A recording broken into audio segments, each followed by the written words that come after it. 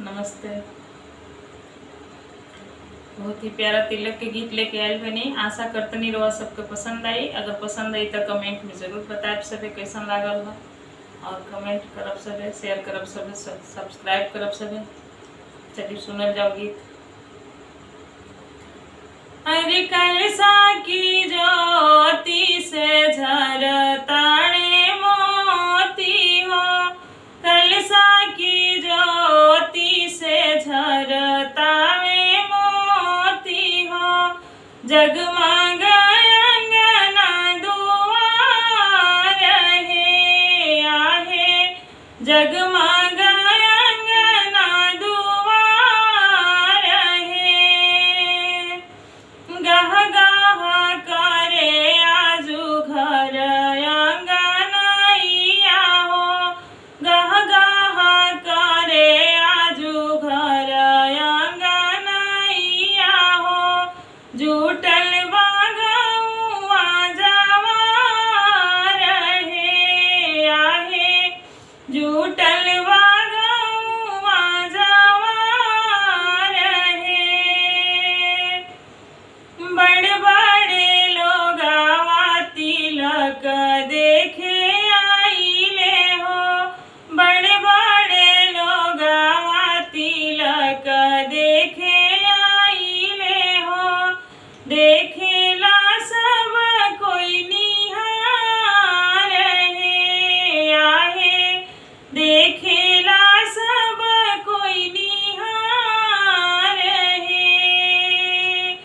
कलसा की ज्योति से झरताणे मोती हो, कलसा की ज्योति से झरताणे मोती हो, जगमग अंगना दुआर है आहे, जगमग अंगना दुआर है,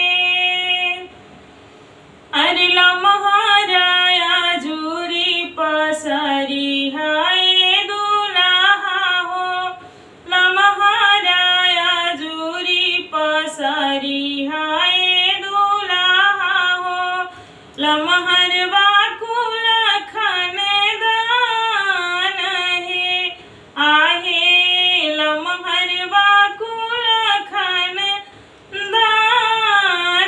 है, बेरी बेरी बेटा के तिलक नाही चढ़ेला, बेरी बेरी बेटा के तिलक नाही चढ़ेला, सबके जानेला सरसन सार है आहे, जानेला सरसन सार है,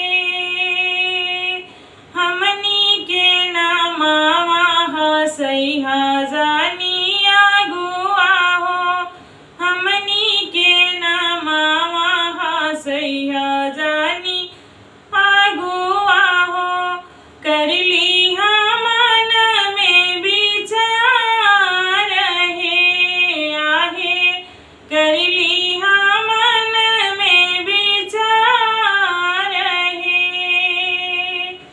कलसा की ज्योति से झरताणे मोती हो, कलसा की ज्योति से झरताणे मोती हो, जगमग अंगना दुआर है आहे, जगमग अंगना दुआर है।